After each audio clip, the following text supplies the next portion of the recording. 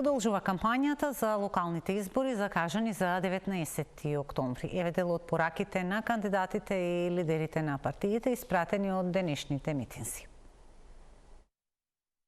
Еден од моите револуционерни проекти е ставање на агент со вештачка интелигенција во служба на општината. Тој проект ќе придонесе за зајакнување на транспарентноста и отчетноста и пред се ќе елиминира корупцијата. Почнувајќи од интеретнички активности и проекти во образованието и едукацијата, ангажирање во делот на елиминирање на јазикот на омразата, затоа што цениме дека во едно мултиетничко општество мора да работиме заедно и сплотени, организирање на заеднички културни и спортски активности, промовирање на културната соработка. Од број еден приоритет ќе ни биде јавниот превоз, негово санирање и потполно давање на едно севкупно решение за скопјани, понатаму борба со загадувањето на воздухот на повеќе фронтови и крајно тоа што вашите гледачи треба да го знаат, ние нема да дозволиме било каква приватизација на предпријатијата на Скопје, напротив, планираме да ги окрупниме нивните капацитети, затоа што веќе некои против кандидати мои, тоест преку премиерот Христијан Мицкоски најавија приватизација на КХС и на Дрисла, ние сметаме дека тоа не сме да биде дозволено. Во нашата програма предвидовме низа проекти и активности со кои ќе ја покажеме нашата благодарност и грижа кон највозрасните сограѓани. Нов објект на Дом за стари лица Зафир Сајто во село Проевце за зголемување на капацитетите и обезбедување поквалитетна грижа за возрасните граѓани. Континуирана модернизација, проширување и подобрување на капацитетите во Домот за стари лица Зафир Сајто со цел создавање подобри услови. Çështja e shkollave është gjithashtu një sfidë në vete dhe këtu planifikojmë renovimin e gjitha shkollave në tërësi, për shkak se shkollat tona pikojnë në çati.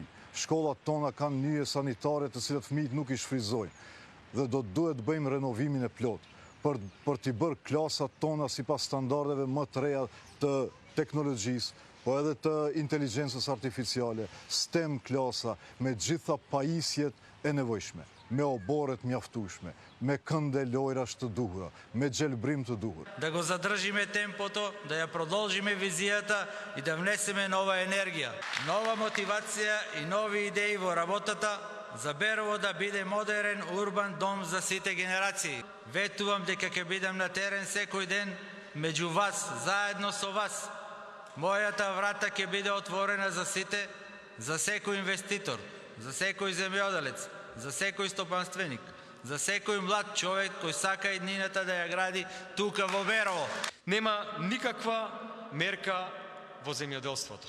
Субвенциите се укинаа, нема пари за зелена нафта, нема нови работни места, се поголем број на компании ги затвораат своите фирми, работниците остануваат на улица. Што им направија на пензионерите? Како и сите други ги прелажаа. Пензионерите не се сигурни, не дали ќе има зголемување на пензиите, дали ќе има редовна исплата на пензиите во текот на следната 2026 година. Христијане, една работа треба да ти биде јасна. Денот по утрото се познава.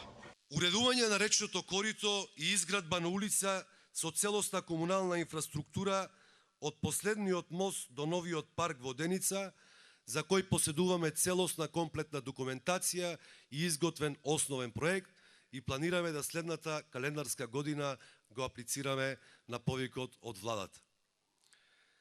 Нов модерен плоштад како централно место за културни и социјални активности со поставување на урбана опрема, осветлување и простор за настани.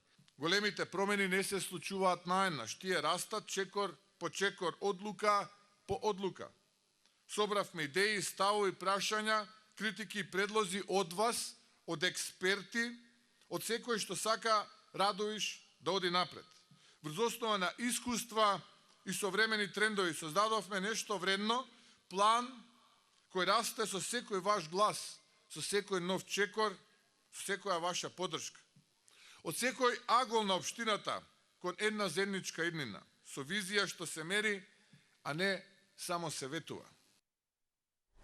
Кандидатката за член на Советот на град Скопје од коалицијата за Зелена иднина и ко-председателка на Зелената партија Дом Ана Угринска најави дека коалицијата за Зелена иднина ќе бара нулта толеранција за палење диви депонии, како и нивно расчистување со јасно утврдени рокови, засилени комунални инспекции и строги казни што ќе се извршуваат. Воведување на чист и функционален јавен превоз. Реална заштита на најранливите со здравствени аларм протоколи за деца, постари и хронично болни. Зелени коридори со дрвја и поврзани пешачко-велосипедски рути, најави Угринска. Од коалицијата за Зелена иднина порачаа граѓаните да ја поддржат нивната платформа, затоа што тоа е избор за слободен и зелен јавен простор и за честна и одговорна локална власт.